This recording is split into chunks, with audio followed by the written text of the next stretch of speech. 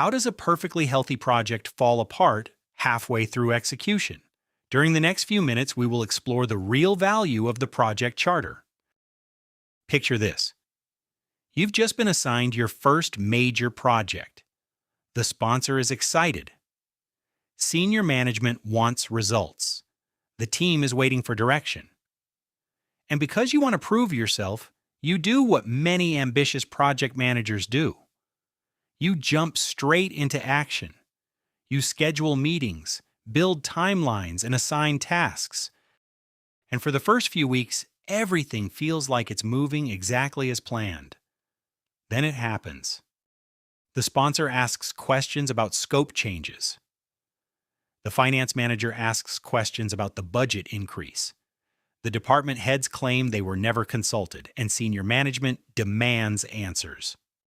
Suddenly, you find yourself sitting in a meeting trying to explain why a project that seemed healthy is now completely off course. How did it come to this? Let us take a closer look at how a solid project charter could have prevented this entire situation. Imagine a property development company, plot-to-plan developers. The company has acquired land to develop a new mixed-use commercial complex consisting of retail space, office units, and underground parking. The estimated project value is $180 million, and senior management wants construction to begin as quickly as possible because delays could affect future rental income. Management verbally announces the project and appoints a project manager to run with this project. The project manager, eager to impress, dives straight into organizing design workshops, coordinating consultants, and creating a detailed schedule. Everyone appears busy, and management is pleased with the apparent momentum. 3 months later, serious problems are starting to show up.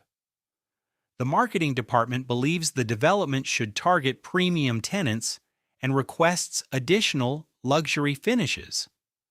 The finance department assumes the budget cap is $180 million, while the property investment division expects a maximum expenditure of $160 million. The municipal liaison team discovers that parking requirements differ from what the architects initially designed.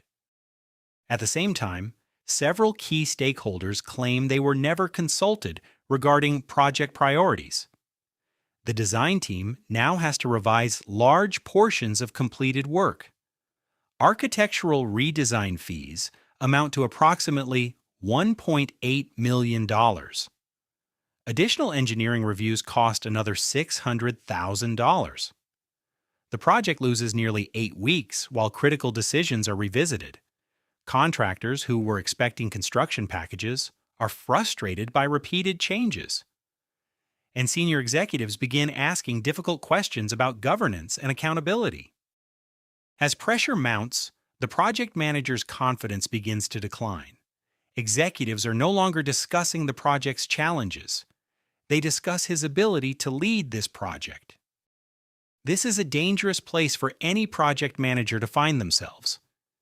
If you have ever looked at project management governance, templates, and paperwork and felt that it is just there to slow you down, I want you to stop and take a breath. I have been in those exact same shoes. The root cause of this situation is clear. The project was launched without the foundation of a project charter. While it may seem improbable, this oversight is common in fast-paced project environments. You might be thinking, why spend time creating a project charter when we could be doing actual project work? But here's the shift that changed my perspective years ago. The project charter isn't created to slow a project down. It's created to stop the project from falling apart later. Think about it this way. A project charter protects 3 things: investing money in the wrong direction, protecting the team from conflicting expectations, and most importantly, it protects you, the project manager. At its core, the project charter should contain 6 pieces of information. Let's have a closer look at these aspects of the project charter. Firstly, a project charter must clearly define why the project exists. It should clearly say what the goal of the project is and what the problem or opportunity statement is that the project is trying to address, all according to the project business case. In other words, how is this project adding value? Secondly, the project charter must clearly define success. One of the biggest causes of project failure is that different stakeholders define success differently. A good charter answers questions such as, what are we delivering? What outcomes are expected? And how will success be measured? Thirdly, identifying the project sponsor. This is incredibly important. The sponsor owns the business outcome, provides strategic direction, and takes ultimate accountability to deliver the project successfully. Without a clearly identified sponsor, project managers often become decision-making referees between competing stakeholders. Fourthly, clarifying authority. A project charter should clearly define who can approve what. Can the project manager approve design changes? Can the sponsor authorize budget increases? And who approves major scope changes? The fifth aspect of the project charter is to identify the key stakeholders and decision-makers in the project. At this stage, there is no need for an in-depth stakeholder analysis, but we need to know who the groups and individuals are that matter the most to project success.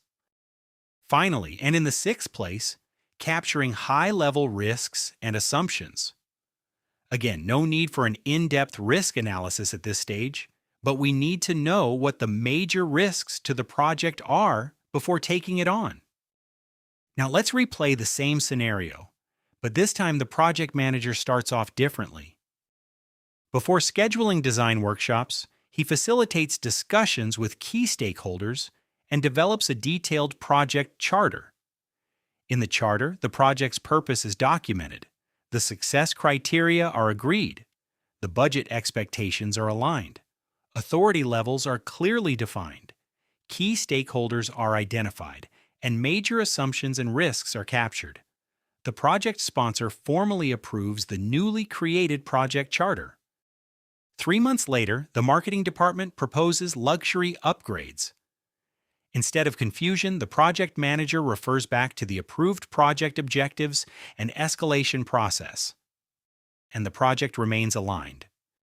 When finance questions expenditure assumptions, everyone refers back to the approved project charter.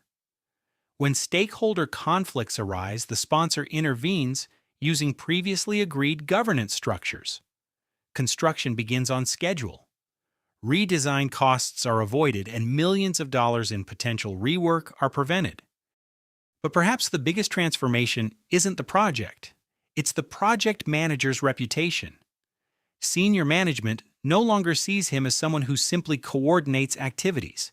They see him as a strategic project leader, someone who creates clarity, someone who manages risk before it becomes a crisis, someone who protects the organization's investment. And that's exactly what effective project management looks like. If you remember only one thing from this video, remember this. A project charter is not paperwork that starts a project. It's the leadership tool that prevents confusion, protects investment, and creates alignment before costly mistakes occur.